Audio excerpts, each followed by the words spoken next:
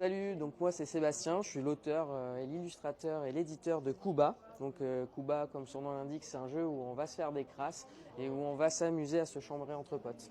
Comment ça se passe? C'est tout simple.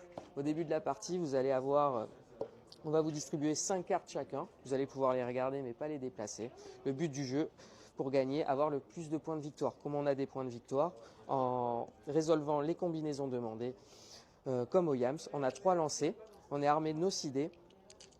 Et on va essayer de résoudre les combinaisons. Donc on regarde ce qui nous intéresse. J'ai déjà 2 paires, 2 chiffres pairs. Hop, je vais rester là-dessus. Hop, qu'est-ce qu'il y en a ici? Donc là, je vois que j'ai mes 4 paires. Donc je remporte une carte. Quand je gagne une carte, ici, on a des petits symboles. Je vais pouvoir la placer sur n'importe quelle pile. Plus j'ai de symboles identiques dans la même pile, plus je gagne de points en fin de partie. Donc je regarde mes cartes et je me dis, tiens, ici, ça vaut le coup. Je la mets face visible parce que toutes les cartes marron ont des pouvoirs utilisables une fois. Une fois que j'ai utilisé le pouvoir, je la retournerai.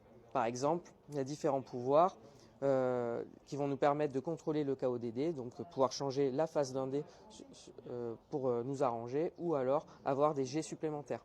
Il existe aussi d'autres types de cartes qui vont nous permettre d'être un peu plus fourbes, comme le chaman, et permettre de modifier et de contrôler l'arène.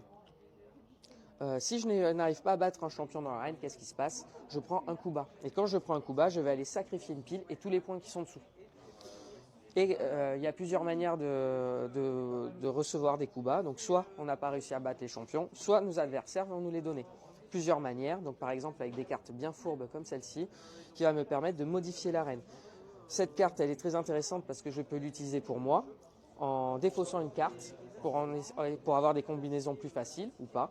Ou alors, j'attends que mon adversaire joue, et quand je vois qu'il lui manque juste un 6, pour pouvoir réaliser sa combinaison, je la défausse et il se retrouve à devoir faire une nouvelle combinaison, mais il n'a plus de lancer. Et qu'est-ce qui se passe s'il n'arrive pas à avoir une combinaison sur la table? Il prend un coup bas. L'autre manière de recevoir un coup bas, c'est les pouvoirs spécifiques qui permettront aux joueurs adverses de mettre des coups bas. Et ensuite, dernière chose, les événements, donc ce sont les cartes rouges. Quand elles arrivent sur la table, tout le monde prend ses dés. Et là, c'est des courses. Par exemple, ici, ce qui nous est demandé, c'est de faire une suite. Le dernier à réaliser la suite prend un coup bas. Donc là, ça va être un jeu de rapidité où il va falloir faire sa suite avant les autres pour ne pas être le dernier. Et ainsi de suite. Voilà. Donc la partie se termine en autant de manches que de joueurs. Le premier à recevoir 4 coups bas termine la manche. Voilà.